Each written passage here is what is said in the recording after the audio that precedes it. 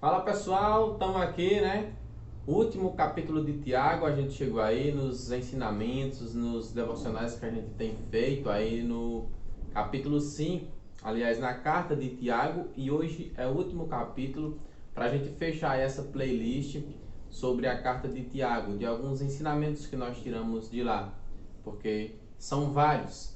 Meus amados, já partindo direto para o assunto, mas é claro, não esquecendo de você se inscrever aí, ó, se não for inscrito, de compartilhar, de deixar o like e comenta aí abaixo, por gentileza, para nos ajudar, beleza?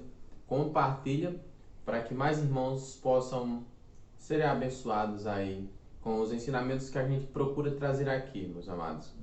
Não vamos gastar tempo apenas com coisas vãs, né, mas com a palavra de Deus, que é o principal. Porque, sinceramente, tem várias pessoas que dão máxima audiência para vídeos que são bobagens, que pessoas que ficam famosas aí com bobagem, fazendo besteira. Eu não estou dizendo que eu quero ficar famoso, não, mas que recebe mais atenção do que um vídeo que se trata da palavra de Deus. Vários cristãos deveriam ter vergonha diante de tal coisa, sinceramente. Mas, partindo logo aqui para o que interessa, os ensinamentos na carta de Tiago, nós vamos falar pelo menos sobre 4 hoje. E, primeiramente, Tiago vai falar sobre a administração de bens, de possivelmente judeus que estavam retendo muitos bens, né? Adquirindo muitos bens além do que precisavam, e isso estava fazendo com que eles cometessem três coisinhas, né? O acúmulo de bens materiais, a má remuneração aos seus trabalhadores e três, o consumismo egoísta.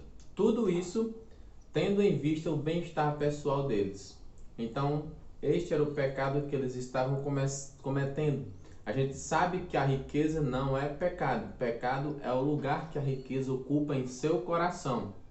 Então leia Mateus capítulo 6, versículos 19 ao 21 e o 24, onde Cristo vai exortar sobre as riquezas.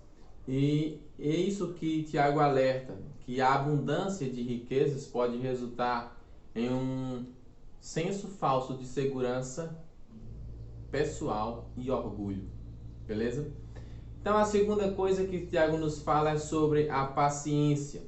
Irmãos que se encontravam atribulados, que eram oprimidos por não cristãos, por pessoas de fora da igreja, né, e eles eram oprimidos e atribulados por toda sorte de coisas que cercavam eles.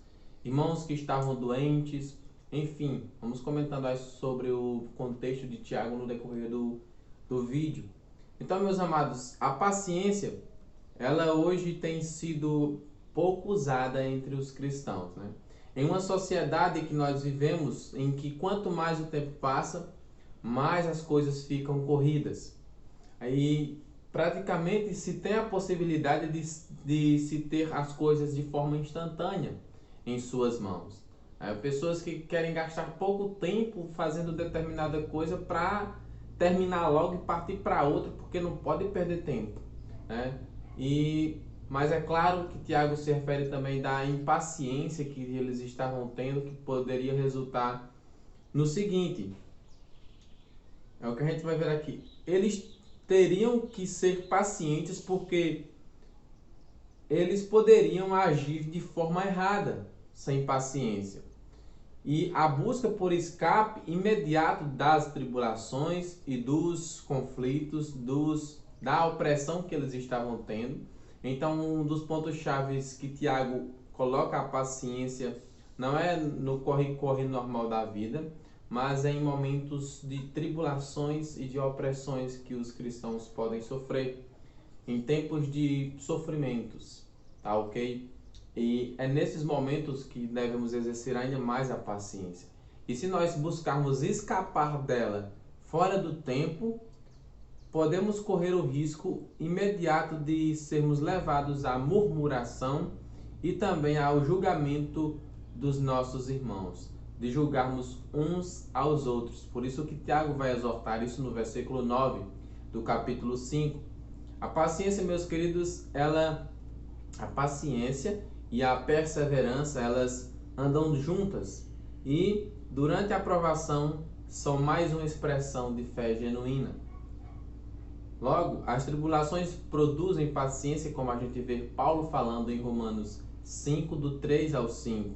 É nas tribulações, é nos sofrimentos que a paciência, que esse fruto parte do fruto do Espírito, como fala em Gálatas 5, 22, destaca que a paciência parte do fruto do Espírito, e essa paciência, o Espírito Santo, ele trabalha o seu fruto em nós em meio às provas.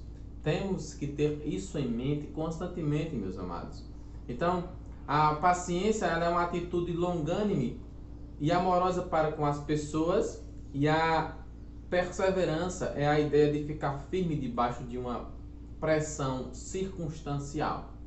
Então, o ponto-chave que Tiago diz aqui para eles terem paciência é justamente para eles serem pacientes e perseverantes, para eles focarem na volta, na expectativa da volta de Jesus Cristo. Olhando para este exemplo, então, olhando para os exemplos de fé, de paciência nas Escrituras Sagradas, como por exemplo a vida de Jó, eles assim deveriam agir, com a expectativa na volta de Cristo. E assim também deve ser a nossa vida. E meus queridos, Tiago também vai nos falar aqui sobre a oração, que é a arma mais poderosa que a igreja tem em suas mãos, mas que infelizmente aqui ela menos usa. Tiago vai dizer que os cristãos devem orar uns pelos outros. Diante do enfraquecimento espiritual, diante de possível abandono da fé, diante do sofrimento, que era o caso que os cristãos que Tiago escreve estavam passando, estavam sendo tratados com injustiça e com sofrimentos. Muitos estavam doentes também, atribulados, oprimidos, e estavam nesse contexto. Então Tiago vai mandar eles orarem uns pelos outros, que é a arma mais poderosa que eles tinham em mãos. Deus ouve quando nós oramos sós, com Ele, mas Ele também providencia muitos irmãos maduros na fé para orarem juntamente conosco e darem socorro espiritual necessário nos momentos de fraqueza. Então nós precisamos uns dos outros. Precisamos buscar o ato primitivo de orar com os nossos amados irmãos e buscarmos perdão e auxílio de Deus em meio às nossas fraquezas. E em último lugar, que Tiago vai falar, seguindo o mesmo contexto, seguindo os mesmos versículos da oração, ele vai falar da oração do justo, que a oração do justo ela pode muito em seus efeitos. O justo não é alguém perfeito. O justo é uma pessoa com um coração contrito, que busca fazer a vontade de Deus em todas as coisas, que reconhece que sem Cristo ele não é nada. Esse é uma pessoa justa. Uma pessoa é um irmão justo diante de Deus. Então Deus ele usa homens como Elias, por exemplo, que era um homem igual a nós, que Tiago vai dar o exemplo dele, mas que orou ao Senhor, Deus que quis castigar a nação. Quando ele quer castigar alguém, uma nação, ele usa irmãos para isso, ele usa o seu povo, ele usa seus filhos para tal ato. E Elias ora e passa 3 anos e meio sem chover. E depois, quando o castigo é aplicado, Elias ora novamente e então vem a chuva. Então, meus queridos, que nós possamos buscar fazer a vontade de Deus de forma como Ele descreve nas Escrituras Sagradas, e que certamente Deus nos ouvirá. Para finalizar, meus amados, Deus quer que nós usemos o poder da oração do justo na intercessão por irmãos que se desviaram da fé e necessitam de perdão de Deus. Na comunidade cristã, nós devemos ter o compromisso de cuidar da vida espiritual uns dos outros. É dever nosso. Como diz em Gálatas 6:1. Essa responsabilidade não cabe somente aos líderes da igreja, mas de todos nós, de todo o povo de Deus que se reúne ali, que forma a igreja, que forma o corpo de Cristo. É dever de todos nós.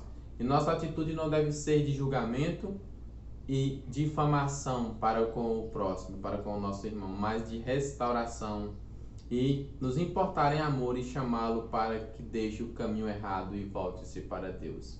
Que nós atentemos para estes ensinamentos que Tiago nos traz em sua carta.